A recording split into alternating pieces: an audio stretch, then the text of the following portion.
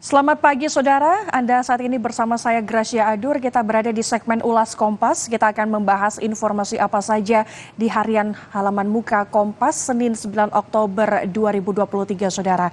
Kita ke foto yang berada di halaman utama terlebih dahulu. Dalam foto ini saudara terlihat ada seorang pria Palestina yang sedang duduk di dekat reruntuhan bangunan yang luluh lantah akibat gempuran udara Israel dan Gaza saudara. Akibat gempuran ini saudara, ini terjadi pada hari Minggu kemarin dan mengantarkan kita pada judul utama harian Kompas hari ini adalah soal korban perang Hamas Israel yang terus bertambah. Ini berbagai pihak sudah mulai mendesak adanya langkah-langkah deeskalisasi dalam perang antara gerilyawan Hamas dan Israel.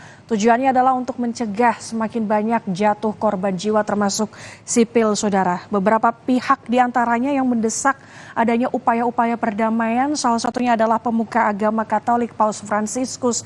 Kemudian ada juga sejumlah negara yang juga mendesak para pihak untuk terlibat dalam menurunkan tensi dan membuka adanya jalur komunikasi untuk mencegah perluasan konflik. Di antaranya adalah Cina, Turki, Arab Saudi hingga Rusia yang terus mendorong agar beberapa pihak segera menghentikan serangan. Tapi berbeda dengan Amerika Serikat yang justru menyebut Israel memiliki hak untuk membalas serangan ini. Bahkan mereka pun mengirim bala bantuan berupa senjata spesifik. Ada pula pihak yang mendesak, salah satunya adalah dari Sekjen PBB Antonio Guterres yang juga mendesak adanya upaya diplomatik saudara. Hingga pada Minggu malam jumlah korban jiwa ini dilaporkan dari kedua pihak sudah hampir mencapai 1.000 orang. Sejumlah pejabat di Gaza juga melaporkan sedikitnya 370 kematian dan kantor pers pemerintah Israel menyebutkan korban jiwa di pihak Israel ini sudah mencapai 600 orang. Tapi puji syukur saudara, 13 warga negara Indonesia yang berada di sana ini terpantau dalam kondisi baik. Kemudian di sini juga ada informasi soal beberapa titik-titik serangan di Israel dan juga Gaza di infografik di sini.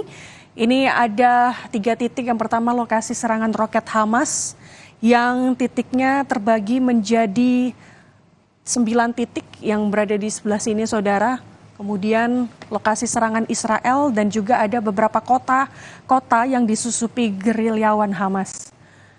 Kita berdoa bersama agar semoga adanya upaya perdamaian untuk mencegah terjadinya perang antara gerilyawan Hamas dan juga Israel.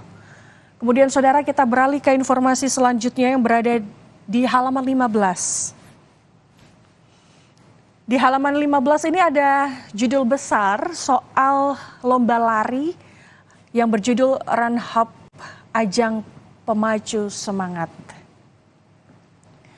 Pelari di ajang Run Hub Surabaya ini terkesan dengan rute lari karena jalanan yang bersih dan mulus serta menyajikan pemandangan kota dengan bangunan-bangunan bersejarah saudara. Mereka ini melewati beberapa ikon ternama di Surabaya, salah satunya adalah Tunjungan Monumen Bambu Runcing, Monumen Kapal Selam dan titik akhirnya di Balai Kota Surabaya. Lomba lari pun ini diikuti oleh 2.000 pelari dan diharapkan dapat memacu semangat warga, terutama dari anak muda agar lebih produktif dan maju.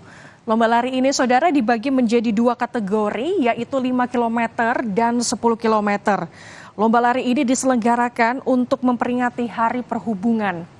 Run Hub ini digelar oleh Kementerian Perhubungan yang bekerja sama dengan Harian Kompas, serta didukung oleh Buk Kabin yang merupakan bagian dari Lion Air Group dan pemerintah kota Surabaya.